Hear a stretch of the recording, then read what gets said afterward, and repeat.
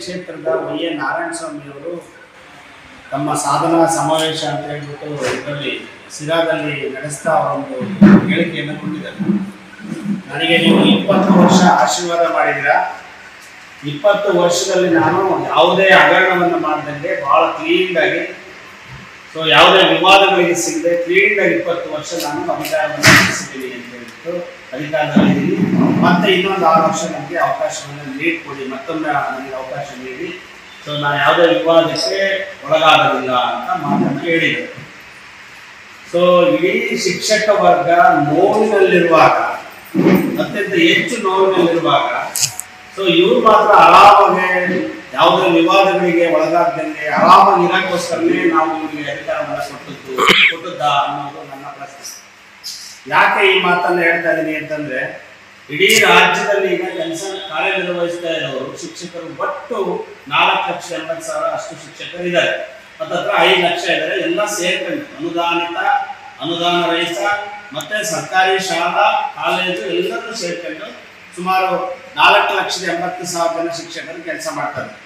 ಅದರಲ್ಲಿ ಸರ್ಕಾರದಲ್ಲಿ, ಅದರಲ್ಲೂ ಕಾಲೇಜನ್ನು ಸೇರಿಸಿಕೊಂಡು 1.5 ಲಕ್ಷ ಜನ ಶಿಕ್ಷಕರು ಕೆಲಸ ಮಾಡ್ತಾರೆ.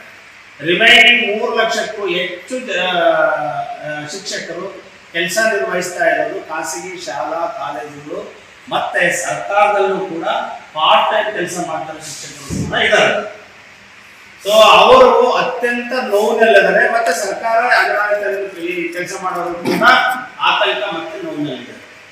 ಸೊ ಸಮಸ್ಯೆಗಳು ಏನು ಅಂತಂದ್ರೆ, ನೀವು ಸರ್ಕಾರಿ ಅಂತ ಅಂದಾಗ ಅವರಲ್ಲೂ ಕೂಡ ಟೈಮ್ ಬಾಂಡ್ ವಿಚಾರ ಇರ್ಬೋದು, ಸಿಂಪಲ್ ಸಮಸ್ಯೆಗಳಿವೆಲ್ಲ ಬಹಳ ಸುಲಭವಾಗಿ ಬಗೆಹರಿಸುವಂತ ಸಮಸ್ಯೆಗಳು. ಟೈಮ್ ಬಾಂಡ್ ಇರ್ಬೋದು, ಇನ್ಕ್ರಿಮೆಂಟ್ ಸಮಸ್ಯೆ ಇರ್ಬೋದು, OPS ಸಮಸ್ಯೆ ಇರ್ಬೋದು, ವೇತನ ತಾರತಮ್ಯ ಸಮಸ್ಯೆ ಇರ್ಬೋದು. ಆ ನೋವಿನಲ್ಲಿ 20 ವರ್ಷದಿಂದ ಅನುಭವಿಸ್ತಿದ್ರೆ ಸಮಸ್ಯೆಗಳು ನೀವು ಬಗೆಹರಿಸಿಲ್ಲ.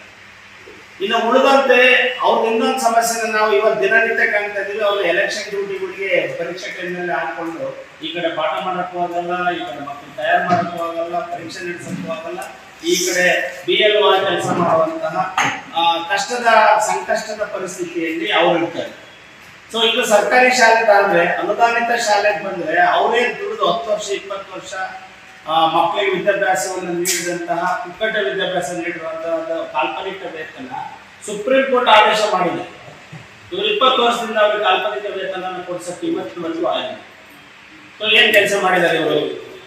ಹಾಗೇನೆ ಅಲ್ಲೂ ಕೂಡ ಸುಮಾರು 65,000 ಜನ ಇವರು ನೌಕರರು ಅಂದ್ರೆ ಶಿಕ್ಷಕರು ಸೊ ಕಳೆದ ಆಲ್ಮೋಸ್ಟ್ 15 ವರ್ಷದಿಂದ ಹೋರಾಟ ಮಾಡ್ತಾ ಇದ್ದಾರೆ. ನಮಗೆ ಪಿಂಚಣಿಗೆ ಒಳಪಡಿಸಿ ಅಂತೇಳಿ ಇವತ್ತುವರೆಗೂ ಅವರು 19 ವರ್ಷ ಪಿಂಚಣಿ ಇವತ್ತಿನವರೆಗೂ ಒಳಪಡಿಸುವಂತ ಪ್ರಯತ್ನ ಮಾಡಿಲ್ಲ. ಒಂದೇ ಒಂದು ಪ್ರಶ್ನೆಯನ್ನು ಕೇಳಿಲ್ಲ. ಸೊ ಅದೊಂದು ಸಮಸ್ಯೆ ಆದ್ರೆ ಅಲ್ಲೂ ಕೂಡ ಮಲತಾಯಿ ಇರೋರೇ ಕಾಣ್ತಾ ಇದೆ, ಬಹಳ ಸ್ಪಷ್ಟವಾಗಿ ಕಾಣ್ತಾ ಇದೆ. ಸೊ ಅನುದಾನಿತ ಶಾಲೆಯವರಿಗೆ ನಾವು ಸರ್ಕಾರದ ಸಂಬಳ ಕೊಡ್ತಾ ಇದೀವಿ ಅನ್ನೋದು ಒಂದು ಬಿಟ್ರೆ ಬೇರೆ ಎಲ್ಲದನ್ನು ಕೂಡ ಅವ್ರನ್ನ ಸಪರೇಟ್ ಆಗಿಟ್ಟು ಮಲತಾಯಿ ಮಕ್ಕಳ ತರ ಅವ್ರನ್ನ ನೋಡ್ತಾ ಇದ್ದಾರೆ. ಸೊ ಈ ವಿಷಯನೂ ಕೂಡ ಅವರೆಲ್ಲೂ ಕೂಡ ಸಮರ್ಥವಾಗಿ ಪ್ರಸ್ತಾವನೆ ಮಾಡಿಬಿಟ್ಟು ಆ ಸಮಸ್ಯೆನ ಸಾಲ್ವ್ ಮಾಡುವಂತ ಕೆಲಸಗಳನ್ನ ನೀವು ಮಾಡಿಲ್ಲ.